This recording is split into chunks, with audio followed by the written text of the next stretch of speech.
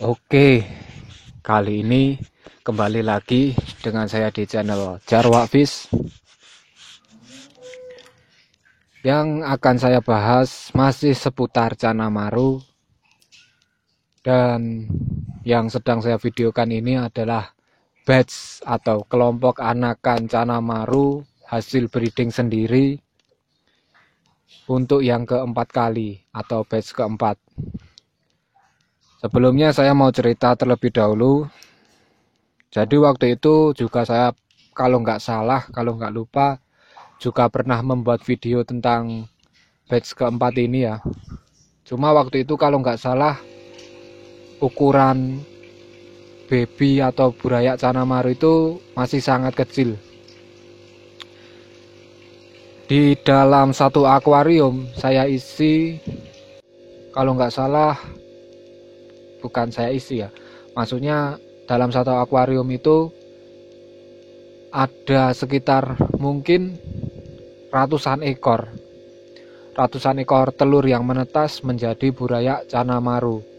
Dan kurang lebih sekitar 1 bulan berlalu, otomatis kan burayak itu semakin besar. Dan dalam satu akuarium yang ukurannya cuma bisa dibilang sempit, menampung ratusan ekor ikan yang semakin hari semakin besar pertumbuhannya. Otomatis jumlah pakan juga bertambah. Ketika konsumsi ikan semakin besar, jumlah kotoran yang dihasilkan ikannya juga semakin besar juga.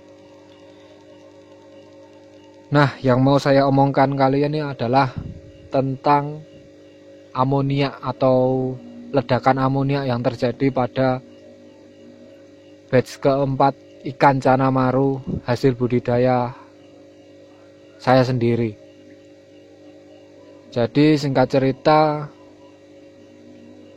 air yang ada di akuarium untuk menampung ikan baby Cana Maru yang berjumlah ratusan ekor ini secara kasat mata terlihat jernih, tidak ada sesuatu apapun, bahkan baunya itu juga tidak ada. Jadi pada sore hari saya sempat kasih makan babyannya menggunakan cacing sutra. Ikannya masih lahap. Nah, setelah jelang satu malam itu, di pagi harinya, ketika saya mau kasih makan, ternyata sama sekali baby Cana Maru yang ada dalam satu akuarium tidak ada yang mau memakan pakan yang saya berikan. Dan kondisi baby-babynya atau anakan Cana Maru yang kurang lebih berusia sekitar 1 bulan ini banyak yang mengambang di permukaan air, dalam artian renangnya itu tidak stabil. Dan waktu itu sempat bingung juga ya, karena sebagian banyak juga yang sudah tenggelam di dasar alias mati. Sempat bingung apakah ini musibah atau apalah, saya juga kurang tahu. Yang pasti ya gimana ya, dalam artian setiap hari kasih makan berharap ikannya besar, tapi saat itu juga dalam satu wadah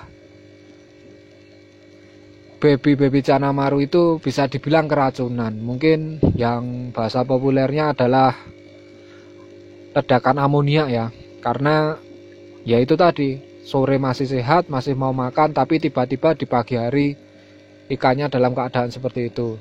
Dan waktu itu nggak sempat saya videokan, cuma saya videokan waktu pemindahannya saja menggunakan jaring. Saya pindahkan ke dalam 3 ember dengan diameter 50. Ember itu saya gunakan untuk pelihara ikan gapi.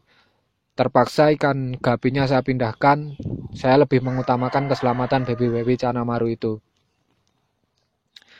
Dan andai saja waktu itu saya terlambat, katakanlah taunya siang hari, mungkin seluruh batch keempat dari baby Cana Maru ini mungkin sudah mati semua ya. Untungnya waktu itu saya tahu, walaupun bisa dibilang terlambatnya saya adalah kenapa tidak dari dulu, ketika sudah ada pikiran ikannya terlalu overpopulasi, kenapa tidak saya pindahkan gitu loh. Ya Ya itu mungkin sebagai pengalaman ya. Dan sekarang syukurnya baby Canamarunya sudah saya pindahkan ke ember dengan air yang baru juga. Dan masih banyak yang selamat, walaupun ada juga yang mati. Mungkin sekitar 20-30 ekoran yang mati, tapi lebih banyak yang selamat. Dan itu patut saya syukuri, bisa untuk pengalaman saya supaya kedepannya tidak seperti itu lagi. Karena ya gimana ya, seperti apa yang saya bilang tadi, ledakan amonia itu nggak kelihatan, tiba-tiba ikan bisa mati. Mungkin bagi kalian yang pemelihara ikan hias atau ikan apapun itu, banyak juga yang mengalami ya. Disangkanya airnya jernih, airnya nggak berbau apa-apa, tiba-tiba ikan mati. Ya itu tadi, salah satu penyebabnya mungkin ledakan amonia tadi, dari sisa kotoran yang mungkin tidak bisa terurai oleh bakteri, sehingga ya jadinya justru menjadi racun bagi si ikan.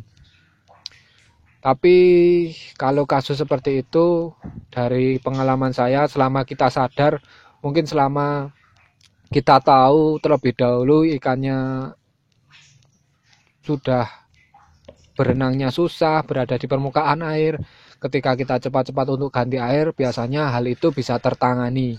Tapi kalau mendadak dan kita tidak tahu, biasanya ya ikannya bakal lewat alias mati. Mungkin cukup ini saja cerita yang saya punya kali ini, mudah-mudahan bisa diambil hikmahnya.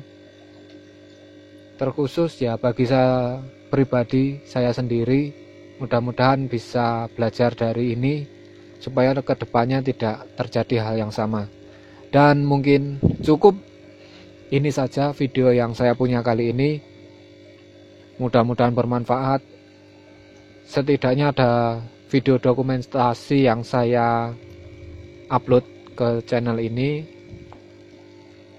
Jika ada kritik, saran, masukan, pertanyaan, atau ide untuk membuat video apa, tulis saja di kolom komentar. Walaupun nggak selalu saya balas, pasti saya baca. Dan terima kasih telah mau meluangkan sedikit waktunya untuk menonton video di channel Jarwak Fish. Sampai berjumpa kembali di video-video berikutnya.